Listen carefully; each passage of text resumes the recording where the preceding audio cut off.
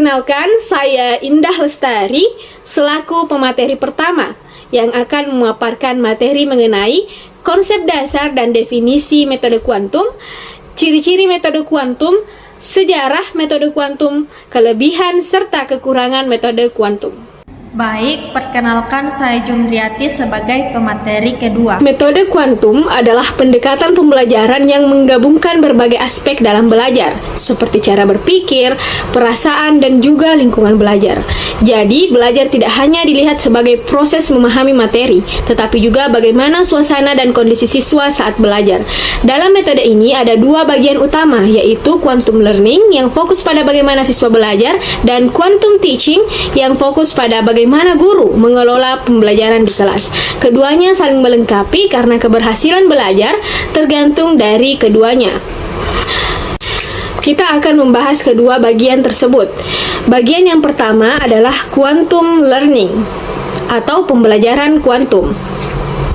Quantum learning menekankan bahwa setiap siswa sebenarnya punya potensi belajar yang sama, tetapi hasilnya bisa berbeda tergantung bagaimana mereka mengolah informasi dan kondisi belajarnya.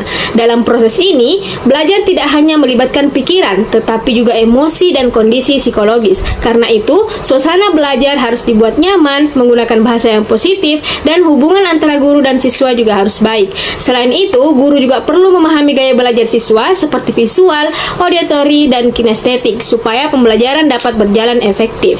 Bagian yang kedua adalah quantum teaching atau pengajaran kuantum. Kalau quantum learning lebih ke konsep, maka quantum teaching adalah penerapannya di kelas. Di sini, guru berperan bukan hanya sebagai penyampai materi, tetapi juga sebagai fasilitator yang mengatur interaksi di kelas. Pembelajaran dirancang supaya siswa tidak hanya menerima informasi, tetapi juga terlibat langsung, misalnya melalui diskusi, kerja kelompok, atau kegiatan lainnya. Dengan cara ini, siswa bisa membangun pemahamannya sendiri dan menjadi lebih aktif dalam belajar. Jadi, quantum learning dan quantum teaching itu tidak bisa dipisahkan. Quantum learning menjelaskan bagaimana proses belajar yang efektif, sedangkan quantum teaching menjelaskan bagaimana cara mengajar yang mendukung proses tersebut. Kalau keduanya berjalan seimbang, maka pembelajaran akan lebih berhasil dan bermakna bagi siswa. Selanjutnya kita beralih pada ciri-ciri metode kuantum. Karena tadi metode kuantum terbagi atas dua bagian utama, maka ciri-cirinya pun terbagi atas dua bagian utama, yaitu ciri-ciri quantum learning dan ciri-ciri quantum teaching. Yang pertama adalah ciri-ciri quantum learning atau pembelajaran kuantum. Yang pertama adalah menekankan potensi otak setiap individu. Jadi setiap siswa dianggap memiliki potensi belajar yang bisa dikembangkan secara optimal, sehingga pembelajaran diarahkan untuk menggali kemampuan tersebut. Yang kedua, memperhatikan gaya belajar siswa. Siswa memiliki gaya belajar yang berbeda seperti visual, auditory, dan kinestetik, sehingga pembelajaran perlu disesuaikan agar lebih efektif. Yang ketiga, menggunakan bahasa positif. Bahasa yang digunakan guru harus bersifat membangun agar dapat meningkatkan kepercayaan diri dan motivasi siswa. Yang keempat, menghubungkan emosi dengan proses belajar. Kondisi emosional siswa sangat berpengaruh, sehingga suasana belajar dibuat nyaman agar siswa lebih mudah memahami materi. Yang kelima, belajar dibuat menyenangkan dan tidak menekan.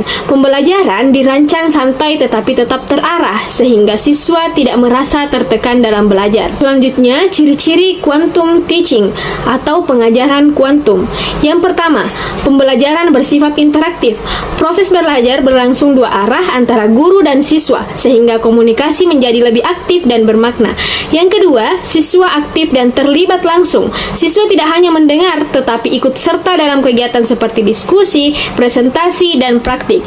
Yang ketiga, guru menciptakan suasana kelas yang hidup. Guru berperan dalam membuat kelas menjadi menarik dan dinamis agar siswa tetap fokus dan tertarik. Yang keempat, menggunakan berbagai metode pembelajaran. Pembelajaran tidak monoton karena menggunakan variasi metode seperti diskusi, permainan, dan kerja kelompok. Yang kelima, ada apresiasi atau perayaan hasil belajar. Guru memberikan penghargaan terhadap usaha siswa untuk meningkatkan motivasi dan kepercayaan diri yang telah mereka miliki. Selanjutnya adalah sejarah metode kuantum. Yang pertama adalah berasal dari berbagai teori pendidikan modern. Metode kuantum tidak muncul secara tiba-tiba, tetapi merupakan gabungan dari berbagai pendekatan seperti accelerated learning, multiple intelligence, NLP, experiential learning, dan cooperative learning. Semua teori ini menekankan keterlibatan siswa dan kondisi belajar yang optimal. Yang kedua, dipengaruhi oleh pemikiran Paulo Freire tahun 1940-an. Paulo Freire menekankan bahwa pembelajaran harus bersifat partisipatif, artinya siswa tidak hanya menjadi objek, tetapi juga subjek yang aktif dalam proses belajar. Yang ketiga, pengembangan Sugestopedia oleh Georgi Lozanov tahun 1950 sampai 1970-an. Lozanov mengembangkan metode belajar dengan suasana rileks dan sugesti positif. Ia menemukan bahwa kondisi psikologis yang nyaman dapat mempercepat proses belajar. Lalu kemudian dikembangkanlah menjadi quantum learning oleh Bobby De Porter tahun 1980 sampai 1990-an. Bobby De Porter menggabungkan berbagai teori tersebut dan menerapkannya dalam program Supercamp. Ia menekankan bahwa belajar akan efektif jika melibatkan emosi, lingkungan, dan interaksi secara menyeluruh. Selanjutnya adalah kelebihan dan kekurangan metode kuantum. Bagian yang pertama yaitu kelebihan. Kelebihan metode kuantum: 1. Meningkatkan motivasi dan minat belajar. Suasana belajar yang menyenangkan membuat siswa lebih tertarik dan semangat mengikuti pembelajaran. Yang kedua, membuat pembelajaran lebih menyenangkan. Adanya variasi aktivitas seperti diskusi, permainan, dan demonstrasi membuat kelas tidak monoton. Yang ketiga, mengoptimalkan pemahaman dan daya ingat. Materi tidak hanya dihafal, tetapi dipahami melalui pengalaman dan keterlibatan emosional sehingga lebih mudah diingat. Yang keempat, mengembangkan kreativitas dan keaktifan siswa. Siswa dilatih untuk berpikir kritis, aktif, dan berani mengemukakan pendapat melalui berbagai kegiatan belajar. Berikutnya adalah kekurangan metode kuantum. Yang pertama, membutuhkan persiapan yang matang. Guru harus merancang pembelajaran dengan baik agar tujuan dapat tercapai secara optimal. Yang kedua, menuntut guru kreatif dan inovatif. Keberhasilan metode ini sangat bergantung pada kemampuan guru dalam menciptakan pembelajaran yang menarik. Yang ketiga, tidak semua kondisi kelas mendukung. Jumlah siswa yang banyak atau fasilitas yang terbatas dapat menjadi hambatan dalam penerapan metode ini. Yang keempat, membutuhkan waktu lebih lama. Karena melibatkan banyak aktivitas, pembelajaran cenderung memakan waktu lebih dibanding metode biasa. Baik, perkenalkan saya Jumriati sebagai pemateri kedua. Baik, selanjutnya saya akan melanjutkan dari rekan saya, yaitu struktur pembelajaran atau quantum teaching.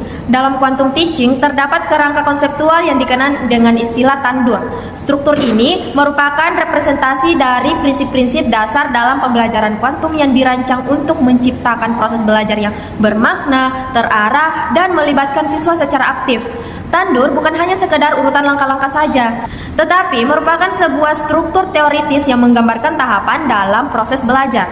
Ada 6 struktur pembelajaran atau quantum teaching, yaitu yang pertama, tumbuhkan atau enrolling. Tahapan ini berkaitan dengan upaya menumbuhkan minat dan motivasi belajar siswa. Secara teoritis, pembelajaran yang efektif harus diawali dengan adanya keterlibatan emosional siswa. Oleh karena itu, guru membangun rasa ingin tahu, relevansi, dan keterkaitan antara materi dengan pengalaman atau kebutuhan siswa. Yang kedua yaitu alami atau experiencing. Pada tahap ini, siswa diberikan kesempatan untuk mengalami secara langsung suatu konsep atau fenomena sebelum diberikan penjelasan formal. Secara konseptual, hal ini sejalan dengan prinsip konstruktivisme, yaitu bahwa pengetahuan dibangun melalui pengalaman. Dengan demikian, pengalaman menjadi sebuah dasar bagi bentuknya sebuah pemahaman. Kemudian yang ketiga yaitu namai atau labeling. Tahap ini merupakan proses pemberian konsep, istilah, atau penamaan terhadap pengalaman yang telah diperoleh oleh siswa. Setelah mengalami fenomena, siswa kemudian diarahkan untuk memahami dan mengorganisasi pengetahuan tersebut dalam bentuk konsep yang telah terstruktur. Kemudian yang keempat, demonstrasikan atau demonstration. Tahap ini menekankan pada kemampuan siswa untuk menunjukkan pemahamannya secara teoritis. Pemahaman yang baik tidak hanya ditunjukkan melalui penguasaan konsep saja, tetapi juga melalui kemampuan mengaplikasikan dan mengkomunikasikan pengetahuan tersebut. Yang kelima, ulangi atau reviewing. Pengulangan merupakan bagian penting dalam memperkuat ingatan dan pemahaman.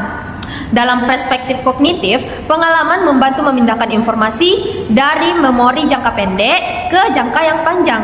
Oleh karena itu, tahap ini berfungsi sebagai penguatan terhadap materi yang telah dipelajari. Kemudian yang terakhir atau yang keenam, yaitu rayakan atau celebrating. Tahap ini berkaitan dengan pemberian apresiasi terhadap proses dan hasil belajar siswa. Secara teoritis, penghargaan dapat meningkatkan motivasi, kepercayaan diri, serta memperkuat pengalaman belajar yang positif. Perayaan tidak hanya berfungsi sebagai penutup saja, tetapi juga sebagai penguatan emosional dalam sebuah pembelajaran. Secara keseluruhan, struktur tandur ini menunjukkan bahwa pembelajaran dalam quantum teaching tidak hanya berfokus pada penyampaian materi saja, tetapi juga memperlihatkan aspek pengalaman, emosi, dan keterlibatan siswa. Dengan demikian, struktur ini menjadi sebuah landasan dalam menciptakan pembelajaran yang sistematis sekaligus bermakna. Kemudian selanjutnya yaitu sintaks pembelajaran quantum teaching. Sintaks dalam quantum teaching merupakan bentuk operasional dari struktur tandur yang diterapkan secara langsung dalam kegiatan pembelajaran di kelas. Jika struktur tandur ini bersifat konseptual, maka sintaks ini menjelaskan langkah-langkah yang nyata yang dilakukan oleh guru dan siswa selama proses pembelajaran berlangsung. Ada 6 langkah-langkah atau sintaks pembelajaran quantum teaching. Yang pertama, tumbuhkan. Artinya, guru membangun motivasi dan minat belajar siswa. Pada tahap ini, guru membuka pembelajaran dengan cara yang menarik seperti mengajukan pertanyaan pemantik, menyampaikan tujuan pembelajaran, atau mengaitkan materi dengan pengalaman sehari-hari siswa. Tujuannya adalah untuk menciptakan kesiapan belajar dan menumbuhkan rasa ingin tahu siswa terhadap materi yang akan dipelajari. Kemudian yang kedua yaitu alami. Artinya, guru memberikan pengalaman awal kepada siswa. Di sini, guru memberikan sebuah stimulus berupa kegiatan awal seperti membaca teks, mengenali gambar, menonton sebuah video, atau melakukan diskusi singkat. Melalui kegiatan ini, siswa mempermudah pengalaman awal yang menjadi dasar dalam memahami sebuah materi. Kemudian yang ketiga, yaitu namai, yaitu guru menjelaskan konsep atau materi pembelajaran. Setelah siswa memiliki pengalaman awal, guru memulai menjelaskan konsep, istilah, atau materi secara lebih terstruktur. Tahap ini, guru membantu siswa mengaitkan pengalaman yang telah diperoleh dengan konsep yang telah dipelajari. Kemudian yang keempat, yaitu demonstrasikan. Artinya, siswa menunjukkan sebuah pemahamannya.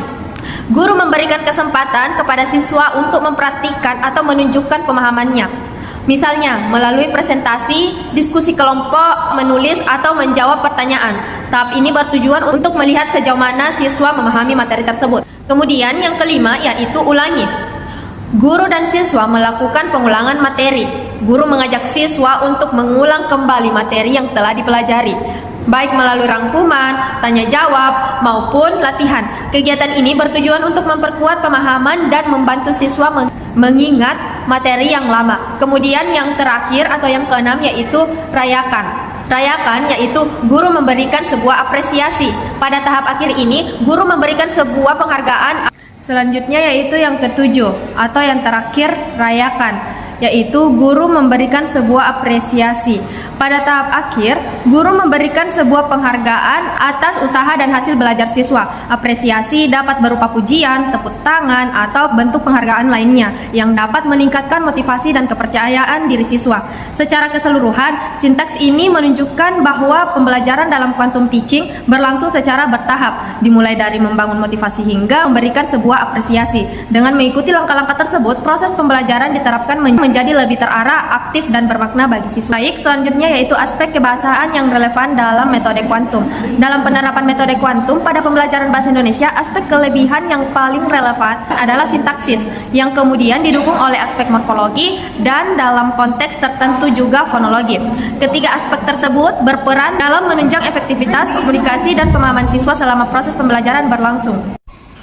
Yaitu yang pertama, sintaksis atau yang paling dominan. sintaksis, penggunaan kalimat efektif dan komunikatif dalam quantum teaching, guru dituntut menggunakan kalimat yang jelas, tidak berbelit-belit, dan mudah dipahami. Hal ini berkaitan langsung dengan kajian sintaksis, khususnya dalam penyusunan struktur kalimat yang efektif. Kemudian, variasi struktur kalimat dalam interaksi kelas. Interaksi dalam pembelajaran melibatkan berbagai jenis kalimat seperti kalimat tanya, perintah, dan pernyataan. Variasi ini penting untuk menjaga sebuah dinamika kelas serta mendorong partisipasi siswa. Kemudian, penggunaan kalimat persuasif dan motivatif. Salah satu ciri metode kuantum adalah penggunaan bahasa yang positif secara sintaksis. Hal ini tampak dalam penggunaan kalimat yang bersifat membangun seperti kalimat ajakan dan penguatan. Jadi, sintaksis berperan dalam membentuk cara guru menyampaikan pesan secara efektif. Kemudian, morfologi, yaitu pemilihan kata atau sebuah diksi yang tepat. Dalam pembelajaran, guru harus memilih kata yang sesuai dengan tingkat pemahaman siswa. Hal ini berkaitan dengan morfologi, terutama dalam pembentukan dan pemilihan kata yang tepat. Penggunaan bentuk kata yang sederhana dan familiar, kata-kata terlalu kompleks dapat menghambat pemahaman siswa. Oleh karena itu, penggunaan bentuk kata yang umum dan mudah dikenali menjadi sebuah hal penting. Morfologi ini mendukung kejelasan makna melalui pemahaman dan pembentukan kata. Kemudian yang terakhir yaitu fonologi, kontekstual, intonasi dan tekanan dalam berbicara. Dalam pembelajaran yang interaktif, cara guru mengucapkan sebuah kalimat sangat berpengaruh. Intonasi yang tepat dapat membantu menekankan informasi penting. Artikulasi yang jelas, pengucapan yang jelas memudahkan siswa memahami sebuah materi, terutama dalam kegiatan menyimak. Fonologi ini berperan penting dalam penyampaian lisan agar lebih efektif dan menarik. Berdasarkan uraian tersebut yang sudah saya jelaskan tadi, dapat disimpulkan bahwa aspek kebahasaan yang paling dominan dalam metode kuantum adalah yaitu sintaksis, karena berfokus langsung dengan struktur kalimat dan efektivitas komunikasi dan pembelajaran. Kemudian yang kedua yaitu morfologi, dan yang ketiga fonologi, berfungsi sebagai pendukung yang membantu memperjelas makna serta meningkatkan kualitas penyampaian materi. Dan selanjutnya yaitu aspek keberbahasaan yang relevan dalam metode kuantum. Aspek keberbahasaan dalam metode kuantum berkaitan dengan keterampilan berbahasa yang digunakan siswa dalam proses pembelajaran. Dalam pembelajaran bahasa Indonesia, keterampilan ini mencakup 4 aspek utama, yaitu menyimak, berbicara, membaca, dan menulis. Metode kuantum sangat relevan dan menekankan keaktifan, interaksi, dan pengalaman langsung dalam belajar. Aspek keberbahasaan yang relevan dalam metode kuantum yaitu yang pertama, keterampilan menyimak, yaitu kemampuan memahami informasi secara lisan. Tahap alami dan namai, siswa banyak terlibat dalam kegiatan mendengarkan penjelasan guru, diskusi, atau media pembelajaran seperti audio dan video. Metode kuantum mendorong siswa untuk hanya mendengar saja, tetapi juga memahami, menafsirkan, dan merespon informasi yang diterima. Menyimak menjadi sebuah dasar untuk memahami materi sebelum memproduksi sebuah bahasa. Kemudian yang kedua yaitu keterampilan berbicara. Keterampilan berbicara ini yaitu mengemukakan pendapat atau ide. Pada tahap demonstrasikan, siswa diberi sebuah kesempatan untuk menyampaikan gagasan melalui diskusi, presentasi, atau sebuah tanya jawab. Meningkatkan kepercayaan diri dalam berkomunikasi, adanya suasana belajar yang positif dan apresiasi atau urayakan membuat siswa lebih berani berbicara. Keterampilan berbicara ini sangat dominan karena metode ini bersifat interaktif. Kemudian yang ketiga yaitu keterampilan membaca. Pada keterampilan membaca ini, memahami berbagai jenis teks dalam pembelajaran bahasa Indonesia. Siswa membaca teks seperti eksposisi, narasi, atau deskripsi sebagai bagian dari tahap alami. Kemudian menghubungkan informasi dengan sebuah pengalaman. Quantum learning menekankan pemaknaan sehingga siswa tidak hanya membaca saja tetapi juga memahami isi teks secara kontekstual. Kemudian membaca ini membantu siswa memperoleh sebuah informasi sebagai dasar pembelajaran. Kemudian yang terakhir yaitu keterampilan menulis. Keterampilan menulis ini yaitu mengungkapkan sebuah gagasan secara tertulis. Siswa dilatih menulis melalui tugas seperti membuat paragraf, rangkuman, atau teks tertentu. Mengembangkan kreativitas dalam berbahasa. Metode kuantum memberi ruang bagi siswa untuk mengekspresikan ide secara bebas namun tetap terarah. Menulis menjadi sebuah bentuk akhir dari pemahaman siswa terhadap materi. Dengan demikian, metode kuantum sangat mendukung pengembangan kemampuan keterampilan berbahasa secara terpadu. Namun dalam praktiknya keterampilan berbicara dan menyimak cenderung lebih dominan karena pembelajaran berlangsung secara interaktif dan komunikatif. Baik, itu saja pemaparan materi dari kelompok kami. Semoga teman-teman semua dapat memahami apa yang telah kami jelaskan, dan lebihnya mohon dimaafkan. Assalamualaikum warahmatullahi wabarakatuh.